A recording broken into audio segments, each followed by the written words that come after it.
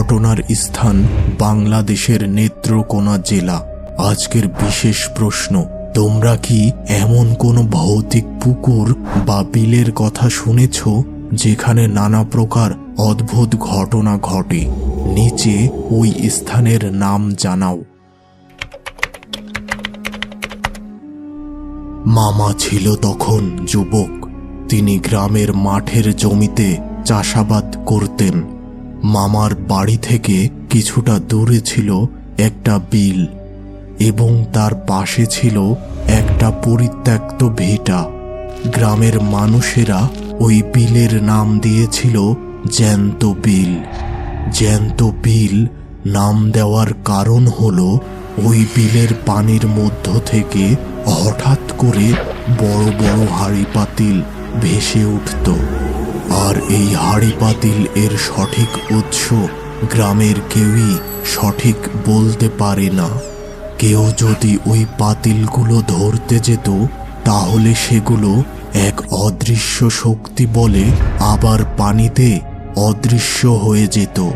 তবে একটা ব্যাপার ছিল, যদি কোনো মানুষ বিপদে পড়ে ওই বিলে এসে সাহায্য চাইত তবে সে ওই হাঁড়ি পাতিল ব্যবহার করতে পারত।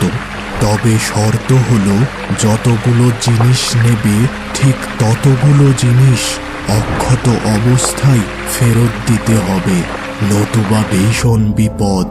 পাতিল ফেরত না দেওয়ায় অনেকের মৃত্যুও হয়েছিল।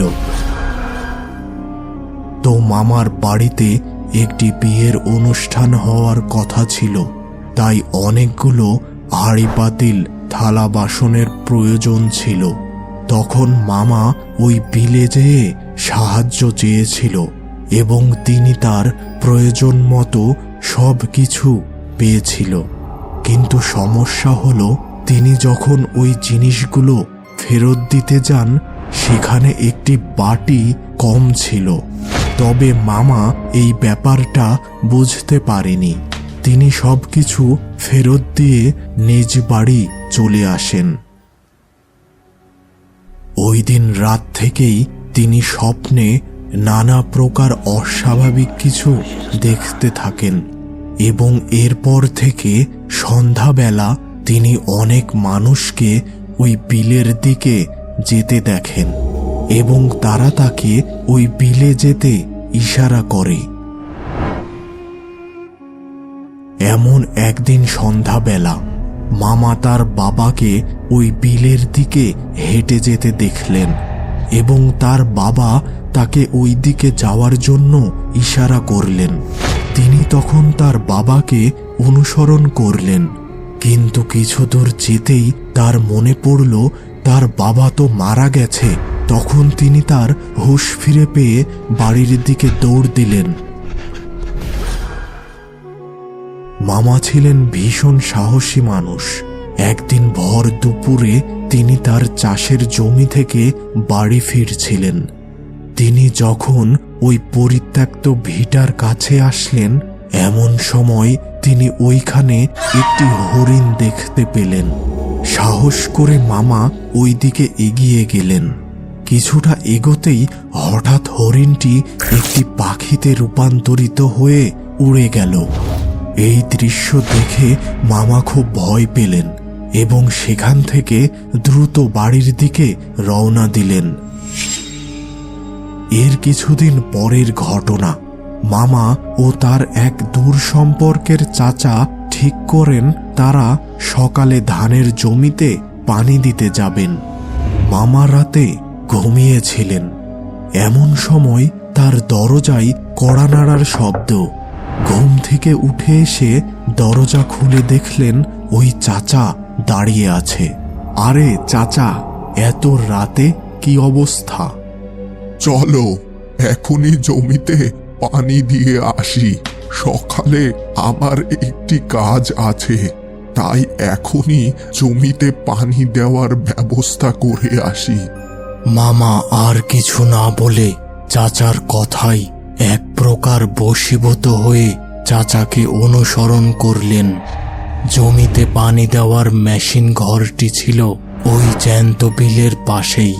তারা যখন ওই মেশিন ঘরে পৌঁছালো তখন চাচা বলল, যা ওই বিল থেকে কিছু কাদা নিয়ে আস, মেশিনের পাইপের মুখে লেপে দিতে হবে। মামা চাচার কথা মতো ওই বিলে কাদা নেওয়ার জন্য রওনা দিলেন। বিলে পৌঁছে কাদা নেওয়ার জন্য নিচু হয়ে বসতেই একটি কালো অবয়ব তার কাঁধে ভর করল। মামা যেন এবার তার সম্পূর্ণ জ্ঞান ফিরে পেলেন, আর সবকিছু বুঝতেই তিনি অনেক চেষ্টা শুরু করলেন উঠে দাঁড়াতে। আজকে তোর রক্ষা নেই। মামা খুব চেষ্টা করে চলেছেন এখান থেকে মুক্তি পাওয়ার জন্য, কিন্তু কি ভীষণ শক্তি বলে তাকে এখানে আটকে রেখেছে যে মামা কিছুতেই কিছু করতে পারছে না। বেশ কিছু সময় এভাবে মামা লড়ে গেলেন এই কালো অবয়বের মতো ভূত বা জিনের সাথে। এমন সময় ওই বিলের পাশ দিয়ে দুটি মানুষ হেঁটে যাচ্ছিল। তারা মামার চিৎকার শুনে দ্রুত মামার কাছে চলে আসেন, আর তখনই ওই ভূত বা জিনটি বাতাসে মিলিয়ে যায়, আর মামা ওইখানে আধমরা হয়ে অজ্ঞান হয়ে যায়। মামার সাথে ঘটা সমস্ত কিছু জেনে মামার বাড়ির লোকেরা গ্রামের একজন হুজুরকে ডেকে নিয়ে আসলেন। তিনি সমস্ত কিছু শুনে বললেন, এগুলো হলো খারাপ জিন, যারা মানুষকে নানা ফাঁদে ফেলে। তবে তুমি মৃত্যুর মুখ থেকে ফিরে এসেছো, আর তারা তোমাকে এত সহজে ছেড়ে দেবে না। ওরা তোমার ক্ষতি করতে চাইবেই। আমি তোমাকে তাবিজ এবং পানি পড়া দেব, আর কিছুদিন বাড়ি থেকে বাহিরে যেও না। এরপরও কিন্তু মামার সমস্যার সমাধান হয়নি। তিনি একে একে আরো অসুস্থ হতে থাকেন এবং রাতে নানা প্রকার দুঃস্বপ্ন দেখতে থাকেন। এবার আবার ওই হুজুরকে ডাকা হলো। মামা তাকে এবার তার স্বপ্নের ব্যাপারে জানালো। একজন অজ্ঞাত ব্যক্তি, যার চেহারা ঝাপসা থাকে এবং সে শুধু বলে, তুই কথা দিয়ে কথা রাখিসনি, তোর শাস্তি হবে ভয়ঙ্কর। এই স্বপ্নের কথা শুনে হুজুর বললেন, তুমি কি কাউকে কোনো প্রতিশ্রুতি দিয়ে ভেঙেছো? আর কবে থেকে এই অস্বাভাবিক ঘটনা শুরু হয়েছে? আমার বড় ভাইয়ের বিয়ের জন্য জ্যান্ত বিল থেকে কিছু হাঁড়ি পাতিল নিয়েছিলাম এবং ফেরতও দিয়েছিলাম, আর এরপর থেকেই এইসব অস্বাভাবিক ঘটনা ঘটছে। ঠিক আছে, আমি তোমাকে আগামীকাল এ ব্যাপারে জানাচ্ছি। রাতে হুজুর তার ক্ষমতা বলে সবকিছু বুঝতে পারলেন। পরদিন সকালে হুজুর এসে মামাকে জিজ্ঞাসা করলেন, আচ্ছা, তুমি ওই বিল থেকে যেসব জিনিস নিয়েছিলে সেসব ঠিক মতো আবার ফেরত দিয়েছিলে? হ্যাঁ, সবকিছুই তো ফেরত দিয়েছিলাম। না, গত রাতে আমি জেনেছি তোমার পিছনে ওই বিলের জিনেরা পড়েছে। তারা তোমার ক্ষতি করতে চায়। নিশ্চয় কিছু ফেরত দিতে ভুলে গেছো। এবার মামা অনেক খোঁজাখুঁজি করে একটি বাটি পেল, যেটি সে ওই বিল থেকে নিয়ে এসেছিল।